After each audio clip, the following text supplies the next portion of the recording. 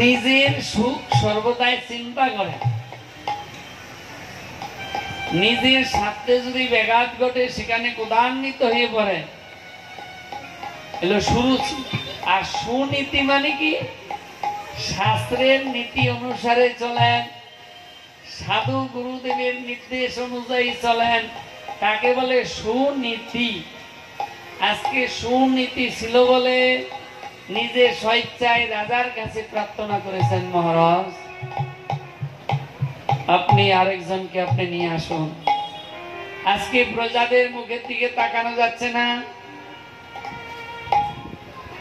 তারা আমাদেরকে এত ভালোবাসে, তাই নিজের সুখের দিকে লক্ষ্য না করে তিনি কি করলেন? রাজার কাছে প্রার্থনা করলেন, আপনি আরেকজন বিবাহ করুন। এখন আনলো কাকে? সুরুচিকে। আর সুরুচি মানে নিজের সুখের চিন্তায় ব্যস্ত। আমাদের শাস্ত্রে বললেন, আত্মপ্রীতির জন্য যা কিছু করে তারে বলে কাম। কৃষ্ণ প্রীতির জন্য যা কিছু করা হয় ধরে নাম প্রেম। এখন সুনীতি হলো ভগবানের সর্বদাই চিন্তা, সকলের মঙ্গলের জন্য চিন্তা। আর সুরুচি তিনি এসেছেন, তার কথা চলা ফেরা, আদব কায়দা সবকিছু হলো নিজের দিকে টান। ভালো খাবো, ভালো করবো, নিজেরটা যেন সুখ হয়, নিজের সব যেন পরিপূর্ণ হয়। অন্যের কি হয়েছে উনি ওটা দেখেন না। কিন্তু মাঝে মাঝে রাজা এসব দেখে ওই সুনীতির কোনো জ্ঞান কীর্তন করে। দেখো সুনীতি এইভাবে এইভাবে চলতো, এইভাবে এইভাবে থাকতেন। এইটা শুনে সুরুচির আর সহ্য হচ্ছে না। সুরুচি চিন্তা করলো কি করা যায়, তাহলে কি করব? তখন বললেন, শুনুন রাজা, সুরুচির আর ঘুম হচ্ছে না, চিন্তা। মহারাজ শুনুন, একদিন সুরুচি সুন্দরী রাজার কাছে করজোড়ে নিবেদন করিল। একদিন সুরুচি সুন্দরী রাজার কাছে করজোড়ে নিবেদন করি, রাজার কাছে করজোড়ে প্রার্থনা করলেন, মহারাজ শুনেতিরে আপনি অন্য স্থানে করেন বিদ্যমান, যদি না করেন যথা খুশি তথা আমি করিব বয়ান। এই যে সুনতি ঘরে আছে না, একে এই ঘরে রাখা যাবে না, অন্য জায়গায় পাঠিয়ে দিতে হবে। আপনি যদি অন্য জায়গায় পাঠিয়ে না দেন, তথায় আমার চক্ষু যাইব, তথায় আমি চলে যাইব। যেদিকে আমার চক্ষু যাইবে তথায় আমি চলেও যাইব। আমি আর থাকবো না। যেখানে আমার এই নয়ন দুটো যায় সেই দিকে চলে যাব, কোথায় যাব তাও জানি না। এখন রাজা একটু মোহে পড়ে গেলেন। মাগো, মোহটা খুব খারাপ। রাজা তো চিন্তায় ভরে গেল, কি করি এখন, কি করি? সুরুচি আবার বলছে, শুনুন মহারাজ, আপনার কথা আমি করি সর্বদাই রক্ষণ। শুনুতিরে আপনি এক্ষুনি অন্য স্থানে করেন স্থাপন। আপনার কথা তো আমি সর্বদাই রক্ষা করছি, তা আপনি শুনুতিরে কি অন্য জায়গায় পাঠাবেন, হ্যাঁ কি না বলুন? রাজা চিন্তায় পড়ে গেল। সুনতির কোন সন্তান আদি আসে নাই। সুরুচি কেবল এলো, সেও বলছে যে সুনতিকে যদি আপনি বনবাসে না পাঠান তাহলে কিন্তু আমি এখনই অন্য স্থানে গমন করব। সুনীতি করজোড়ে করিল নিবেদন, যাহা আজ্ঞা করিবেন রাজা তাহা আমি করিব পালন। দেখেছেন, সুনীতি দেখে বুঝে গেছে বাদ। সুনীতি তখন রাজার কাছে প্রার্থনা করলো, মহারাজ আপনি যা বলবেন, আপনি যা করবেন যথাজ্ঞা, শিরোধার্য, কোনো চিন্তা নেই। খালি আপনি একবার মুখ দিয়ে বলুন যে আমি কেমন ভাবে কিভাবে আমি সাধনা করতে পারি, আর আপনি আমাকে যেখানে পাঠাবেন সেখানে আমি থাকবো, আমার কোনো বক্তব্য নাই।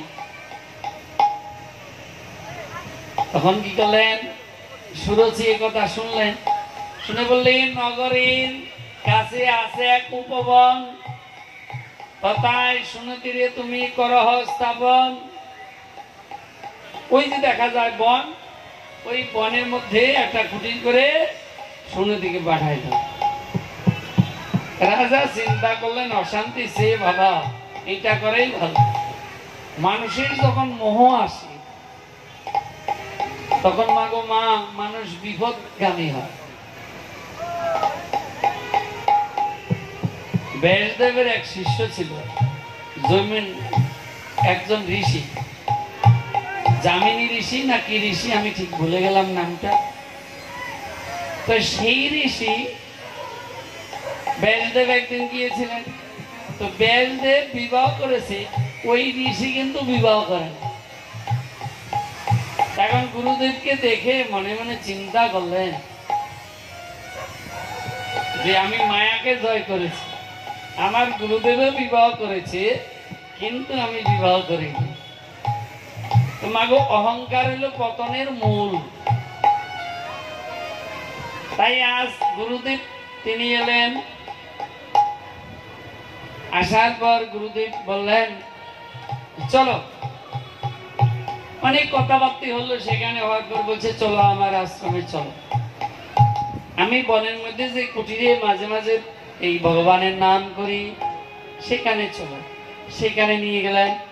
সেখানে নিয়ে যাওয়ার পর এখন শিষ্যকে বলছে যে বাবা এখানে তাহলে থাকো কয়দিন।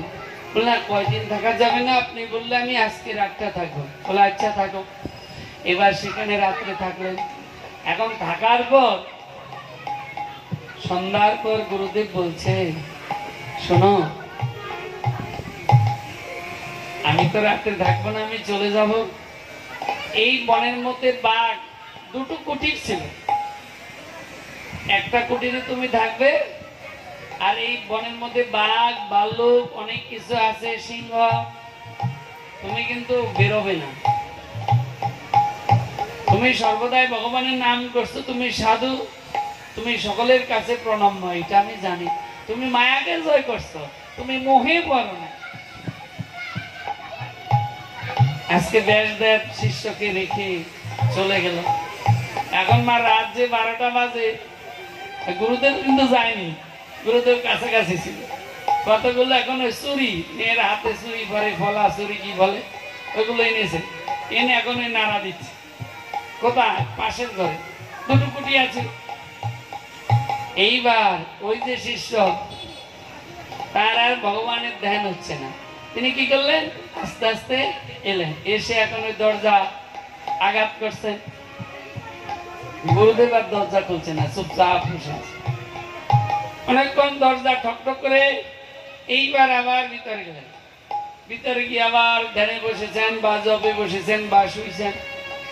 আবার ঘন্টাখানিক পরে গুরুদেব আবার কি করছে, ওই মা ওই চুরিগুলো নাড়ছে, কলাগুলো নাড়ছে। এবার আবার উঠে এসছে, উঠে এসে আবার দরজা ঠকঠক করছে। এইভাবে 3-4 বার হয়ে গেল।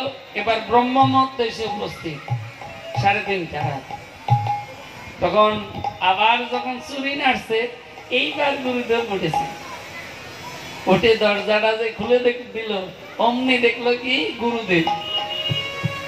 গুরুদেবের চরণে ভরে গেলেন যে গুরুদেব, অহংকার হলো পতনের মূল, আর মায়া হলো বাজে জিনিস। আজকে মোহ আমার সাধনাটা কেড়ে নিয়েছে। তাই অহংকারটা হলো বাজে জিনিস, মোহটা হলো বাজে জিনিস। যাত্রী নিয়ে, নিতাই নিয়ে চলছে মধুর বৃন্দাবন। তোমরা এসো সকলে, বিলম্ব নাই প্রয়োজন। আছে রূপমঞ্জুরি ঘাটে কারা, সেই ঘাটে দিও না পারা। শক্তি রূপে গুরু এসে পার করিবে নৌকা। শেষের দিনে গুরুদেব এই ভব মায়া নদী পার করে নিবে কখন? যদি আমরা মায়ার মোহের চক্করে না পড়ি। তাই সুখদেব গোস্বামী জন্ম হওয়ার সাথে সাথে বনে চলে গেল, পিতা মাতার দিকে তাকালেন না। তাই আজকে মোহে পড়ে গিয়েছেন। মোহে কে পড়েছে? রাজা প্রিয়ব্রত। তিনি প্রিয়ব্রত রাজা মোহে পড়ে এখন চিন্তায় পড়ে গেলেন, কি করি? যে আজকে সুরুচি তিনি বায়না ধরেছেন, সুনীতিকে যদি বনবাসে না দাও আমি এক্ষুনি চলে যাব, বিপদ হয়ে যাবে। তাই রাজা কি করলেন? সুনীতিকে বনে দিয়ে দিলেন। সুনীতি মা মনের আনন্দে চলে গেছে। সুনীতি মনের আনন্দে গিয়েছেন কেন? সুনীতি চিন্তা করলো ভগবান আমার উপর কৃপা করেছেন, কেন বনের মধ্যে কোনো ঝামেলা নেই। যতক্ষণ কথা থাকবে এই মুখে ততক্ষণ ঝামেলা থাকবে। মুখে কথাও নাই, কারোর সাথে কোনো ঝামেলাও নেই। তাই আজকে সুনীতি মনের আনন্দে চলে গেল। আর সুরুচি তিনি আনন্দে হাততালি দিচ্ছে, কেন? ওই মুটকিরে বনে পাঠিয়ে দিয়েছি কায়দা করে। আজকে কি করলেন? সুনীতি বনের মধ্যে গিয়ে তিনি আপন মনে হরির সাধনা করেছেন, ভগবানের নাম করেছেন। এদিকে রাজা তিনি একদিন হরিণ শিকার করতে করতে অন্ধকারে ভুল পথে চলে গিয়ে এক আলো দেখে সেই সুনীতির কাছে চলে গেলেন। সুনীতির কাছে যখন গিয়েছেন, সুনীতি দেখে এখন কি করবে আর খুঁজে পাচ্ছে না। সুনীতি করিল নিবেদন, কোথায় তোমাকে দিব বসিতে আসন, গৃহেতে আসন নাই, কি করি উপায়? মনে মনে আজকে সুনীতি বলে, হায় হায় হায় মহারাজ, আপনি কৃপা করে দিলেন দর্শন, গৃহে কিছু নাই, কি দেবো আমি করিতে ভোজন? আপনাকে আমি কি সেবা দেবো? আর বসতে কোথায় দেবো? বসার তো আসন নেই। দেখেছ মা, বিরক্তি নাই, স্বামীর প্রতি বিরক্ত নাই। সুনীতি জানেন আমার কর্ম হলে আজকে আমি এই জায়গায় এসেছি, কর্মফলটা আমার ভালো। কেউ যদি সংসার থেকে তাড়ায়, কেউ যদি সংসারে নির্যাতন করেন, আপনার কপাল ভালো, কেন? মায়াটা চলে যায়। আর সংসার যত ভালোবাসবে তত সংসারে আগলিয়ে পড়ে পচে গলে মরবেন। আমরা চাপাল গোপালের কাহিনী আমরা জানি সবাই। এই চাপাল গোপাল বড় পণ্ডিত ছিল, মায়ের পূজা করতেন। আর চাপাল গোপালের কাছে দুইজন পণ্ডিত গিয়েছিলেন, কেন? পণ্ডিতেরা গিয়ে প্রার্থনা করেছেন, ওই শিবাস ঠাকুর কপাট বন্ধ করে, দরজা বন্ধ করে হরির নাম করছে, আর এই হরির নামের ছলনায় নেশা করছেন, মানুষকে ভুল পথে নিয়ে যাচ্ছেন। পণ্ডিত মশাই আপনি একটু ব্যবস্থা করেন। চাপাল গোপাল বলেন, আমি দেখছি। চাপাল গোপাল চলে এলেন, এসে দেখছি সত্যি দরজা বন্ধ করে আচ্ছা কি করছেন? সুরা পান করছেন, চিৎকার করছেন, হই আল্লাহ করছেন। তখন কি করলেন? দরজার সামনে মদের বোতল, শাকমন্ড আর পাটা ছাগলের মাথা রেখে দিয়ে, জবা ফুল রেখে দিয়ে, কলা পাতার উপর ছড়িয়ে ছিটিয়ে রেখে দিয়ে চলে গেল। এইবার সকালবেলায় শিবাস ঠাকুর যখন বেরোলেন, বেরিয়ে তখন শিবাস ঠাকুর বলছে, বড় বড় লোক কহে ডাকিয়া, শিবাস ঠাকুর কহে হাসিয়া হাসিয়া, নিত্য করি আমি ভবানী পূজন, আমার মহিমা দেখো ব্রাহ্মণ সর্জন। এ ব্রাহ্মণগণ দেখো, আমি প্রতিদিন এই মায়ের পূজা করি। ব্রজগোপীরা মায়ের পূজা করেছিলেন,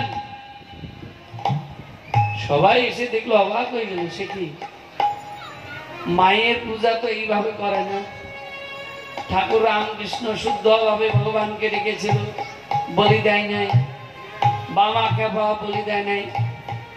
আরো যারা আছেন কালী সাধক, কেউ কিন্তু বলি দেয় না। নিজের এই দেহের মধ্যে যে 6টা রিপু আছে, এই রিপুকে বলি দিতে বলেছে। এই কলিযুগে বলি নেই। তাই আজকে চাপাল গোপাল এই রূপে 3 দিন বয়ে গেল। চাপাল গোপালের কুষ্ঠব্যাধি হলো। চাপাল গোপাল এখন দুঃখে কাতরেই বললেন। এখন তার পত্নী যে ছিল নিস্তারিণী দেবী, তিনি চিন্তা করলে একে তো সরাইতে হবে, তা কি করি সরাবো? বলছে, হ্যাঁ গো, ওই পাড়ার লোকে বলছে যে কুষ্ঠব্যাধি যাদের হয় তারা যদি গোয়াল ঘরে থাকে তাহলে এই রোগটা ভালো হয়ে যায়। কেন? গরুর লোমকূপে 33 কোটি দেবতা বিরাজ করেন। ভগবান শ্রীকৃষ্ণ তিনিও গোমাতার সেবা করেছিলেন। দুষ্ট লোকের মিষ্টি কথা। চাপাল গোপাল চিন্তা করলে এই ঘরে তো থাকা যাবে না, এত কথা বলছে, আবার মুখ কালো। চাপাল গোপাল তিনি চলে গেল গোয়াল ঘরে। গোয়াল ঘরে গিয়ে এখন এত কষ্ট হচ্ছে, এদিকে পুজ, রক্ত, পোকা গায়ে কিলবিল করছে। এখন এই মতো অবস্থায় চাপাল গোপাল তিনি একদিন নিস্তারিণী দেবীকে বলেছে, আমাকে একটু জল দাও, জল, আমাকে একটু জল দাও। বলে, সারের মতো চিৎকার করছো কেন? লোকে এমনি বলে আমি নাকি স্বামী সেবা করি না। আজকে নিস্তারিণী দেবী তিনি কি করলেন, জলটা কিসে করে দেবো? যদি গ্লাসে দেই গ্লাস নষ্ট হয়ে যাবে, মুখটা তো পচে গেছে অর্ধেক। নারকেলের মালাই করে জল দিল, গড়াতে গড়াতে মালাই পরিয়া গেল জল। নারকেলের মালাই করে জল দিল, আর জল আর খাওয়া হলো। চিন্তায় হয়ে গেল। এখন তিনি জল না পেয়ে অচেতন হয়ে সেখানে মরার মতো পড়ে রইল। মরল না, কিন্তু অজ্ঞান হয়ে গেল। সকালবেলায় দেখছে নিস্তারিণী দেবী, এই রে লেটাটা জম্মের মতো শুকে গেল, মারা গেল। এখন পাশে 2 জন ছিল, হালুয়া কালুয়া, তাদেরকে ডাকলেন, এই হালুয়া কালুয়া দিঘা। মা ঠাকুর বলুন। বলে, এই যে গোয়াল ঘরে একটা মারা গেছে, এই মরাটা গঙ্গার ঘাটে নিয়ে পোড়াই হয়। কে মারা গেল কোনো কথা নাই, যা বলছি তা বলে যথাজ্ঞা। ওই প্লাস্টিক চাপা দিয়ে নিয়ে গেল। এখন ওই বৃক্ষতলায় রেখে দিয়ে শুকনা কাঠ কেটে এনে চিতা সাজাচ্ছে। এই মতো অবস্থা। ওই দক্ষিণের হাওয়া পেয়ে চাপাল গোপাল আস্তে আস্তে সুস্থ হলেন। এইবার উঠে বসলেন। এইবার হালুয়ার কালুয়া বলছি, ভূত ভূত ভূত ভূত। চাপাল গোপাল বলছে, আমি মরি নাই, মরি নাই। হালুয়ার কালুয়া ভাই, আমি কিন্তু মরি নাই, মরি নাই। তখন বললো, হে হালুয়া কালুয়া, আমি তো নড়াচড়া করতে পারছি না, আমার মাথার উপর একটা কুঠির করে দে। আসুন, যতদিন দেহের বল থাকবে সংসারের স্বাদ পাবে না। সংসার দিয়ে ডুব, মন জুগাইতে পারলে তারা ভালোবাসে খুব। যতদিন দেহের বল থাকবে ততদিন এই সংসার ভালোবাসবে। দেহের বল না থাকলে, না খাটতে পারলে কেউ ভালোবাসবে না। চাপাল গোপাল আজকে দুঃখে কাতর হয়ে বললেন, মহাপ্রভু একদিন ওই দিক দিয়ে যাচ্ছিলেন, নাম করতে করতে মহাপ্রভুর কাছে প্রার্থনা করেছিলেন, হে প্রভু, গ্রাম সম্বন্ধে তুমি আমার হও মাতুল, কুষ্ঠ রোগে আমি হইয়া আছি ব্যাকুল। গ্রাম সম্বন্ধে তুমি আমার ভাগ্নে, আমি তোমার মামা, দেখো আমার অবস্থা। মহাপ্রভু সেদিন বলেছিল যে, শিবাস রে করালি তুই ভবানী পূজন, কোটি জন্মে হবে তোর ওই রবি পতন। তুই শিবাসকে ভবানী পূজা করেছিলি, মনে আছে কিভাবে করেছিস? কোটি জন্মে তুই নরকে বসবি বলে চলে গেল। এখন সবাই যাচ্ছে কাশিতে, সবার কাছে প্রার্থনা করছে, তোমরা কোথায় যাচ্ছ গো? বলে, কাশিতে যাচ্ছি। চাপাল গোপাল নিবেদন করলো, এই অনেক বড় কাহিনী। চাপাল গোপালকে নিয়ে গেল কাশিতে, সবাই নামলো। শিব ঠাকুর চাপাল গোপালকে নামতে দিল না। দাঁড়াও, তুমি অপরাধী, তুমি বৈষ্ণবের চরণে অপরাধ করছো, তোমার ক্ষমা নাই। শিব ঠাকুরের কাছে কোন রকম প্রার্থনা করে সন্তুষ্ট করে বললেন একটু উপায় বলো। হ্যাঁ, উপায় আমি বলতে পারি, যার চরণে অপরাধ করছো তার কাছে চলে যাও। এই চলে আসলো আবার নবদ্বীপ। নবদ্বীপ এসে তখন শিবাস ঠাকুর দেখছে নাই, চাপাল গোপাল দুহাত তুলে কাঁদছে, কোথায় ঠাকুর, তুমি একটু কৃপা করো। একজন বললেন, শোনো, মহাপ্রভুর সব পারিষদ নিয়ে আজকে তিনি পরিক্রমা করছেন, গৌরমণ্ডল পরিক্রমা করছেন। আগামীকাল তিনি কল্যাণী কুলিয়াপাটে থাকবে, তুমি চলে যাও। কল্যাণী কুলিয়াপাটে সেখানে চলে আসলেন। সেখানে এসে তখন প্রার্থনা করেছিলেন মহাপ্রভুর কাছে, প্রভু গো, আমি বুঝতে পারিনি আমি অপরাধী। তখন মহাপ্রভু বললেন নিত্যানন্দকে, নিত্যানন্দ কৃপা করো। নিত্যানন্দ তখন শিবাসকে বললেন, শিবাস, তুমি এই চাপাল গোপালকে ক্ষমা করো। বলে, এই তো আমার কাছে কোনো অপরাধ করে না। আরে ক্ষমা করবে কি? বলে, যদি কোনো অপরাধ করে তাহলে আমি ক্ষমা করে দিলাম। মহাপ্রভু সঙ্গে সঙ্গে গিয়ে আলিঙ্গন করলেন। চাপাল গোপাল তখন আর গিয়ে ফিরে যায়নি। চাপাল গোপাল ওইখানে বসে বসে, আর তিনি বলেছিলেন যে আমি আর সংসারে আমি ফিরে যাব না, তোমার ভক্তের আতুল চরণ করিব সেবন, আর হরির নাম আমি করতে পারি যেন সর্বক্ষণ। আমি এতদিন কালী পূজা করেছিলাম, আজকে তোমার চরণে প্রার্থনা করছি ঠাকুর, আমি যেন আজকে হরির নাম সর্বদাই করতে পারি। মহাপ্রভু সেদিন এই মহামন্ত্র চাপাল গোপালকে দিয়েছিল, আর এই জপের মালা দিয়েছিল। চাপাল গোপাল সেই কল্যাণী কুলিয়া পাটে মহামন্ত্র জপ করতে করতে সেইখানে দেহ রাখলেন। এখনো তার সমাধি আছে কল্যাণীতে, বেশি দূর না। তাই এই সংসার দেখাই দিয়েছে। সংসার আজকে চাপাল গোপালকে যদি ঘরে রাখতো, পৌঁছে বলে মরত। আজকে দূর দূর করে তাড়ি দিয়েছেন বলে, গঙ্গার ঘাটে পোড়াইতে পাঠাই দিয়েছেন বলে চাপাল গোপাল আজকে ভগবানকে লাভ করেছে। আজকে সুনীতি তিনি প্রার্থনা করেছেন রাজার কাছে, মহারাজ, আপনি যে এসেছেন, কোথায় আপনাকে বসতে দেব, আর আপনাকে কি আমি সেবা দেবো? গৃহে তো কিছু নাই। রাগ না, কৃষ্ণ ভক্ত নিষ্কাম, অতএব শান্ত। তাই মাগো, কোনো কিছুর উপর রাগ করতে নেই। রাগ করতে হয় কখন? যদি বৈষ্ণব নিন্দা হয়, ভগবান নিন্দা হয়, গুরুদেবের নিন্দা হয়, সেই স্থানে রাগ করতে হয়। সেখানে বসতে নাই, সেই শুনতেও না। তাই সেই রাত্রে সেখানে ছিলেন। সকালবেলা রাজা চলে গেলেন। কিছুদিন পর সুনীতির গর্ভে একজন সন্তান এল।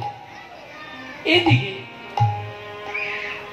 আবার সুরুচির গর্ভে একজন সন্তান এসেছেন।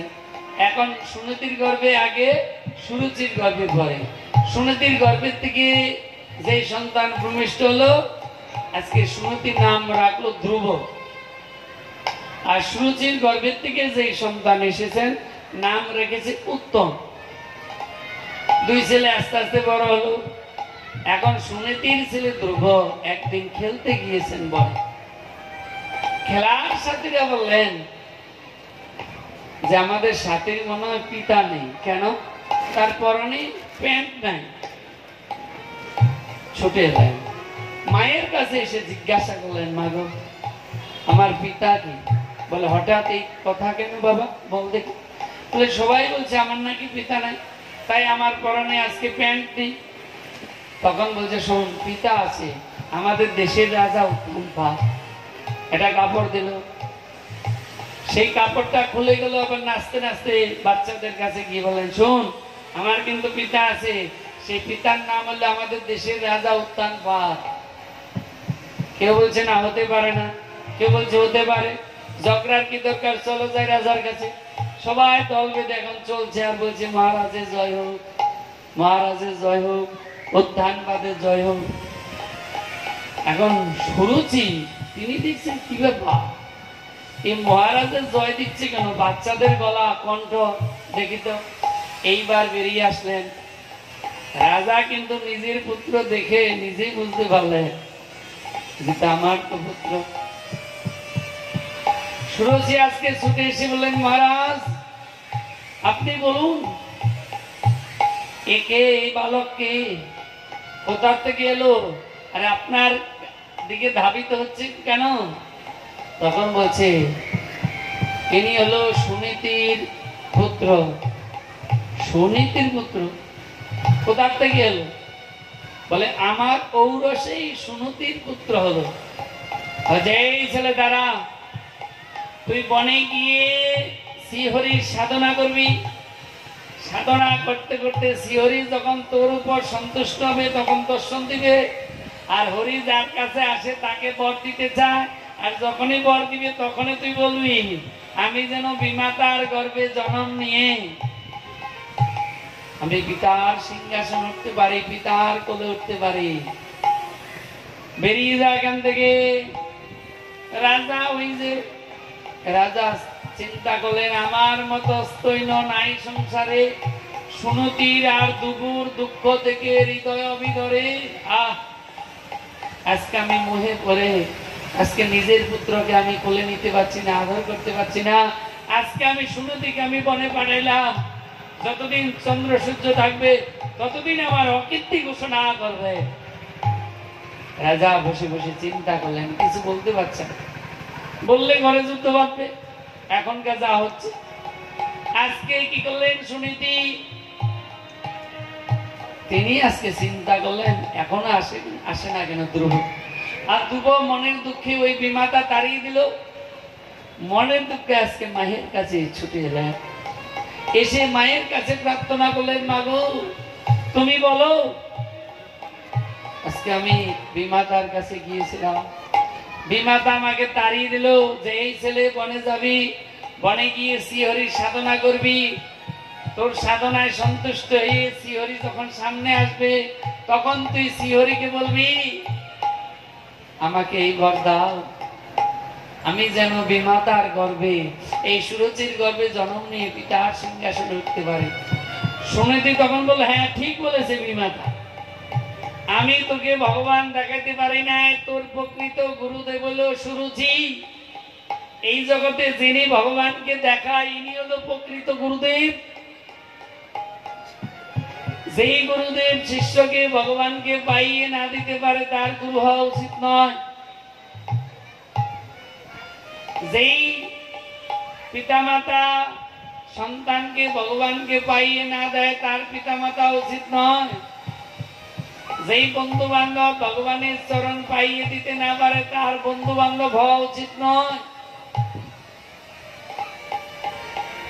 আজকে মা চিন্তায় পড়ে গেল,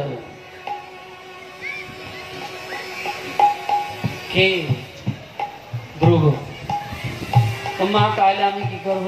বলে কোনো কথা নেই, এক কথায় বনে চলে যা। মাকে প্রণাম করে আজকে ধ্রুব যাচ্ছে। মা তখন ডাক দিল, দাঁড়াও ধ্রুব, কোথায় যাচ্ছ? বনে যাচ্ছ? হ্যাঁ মা।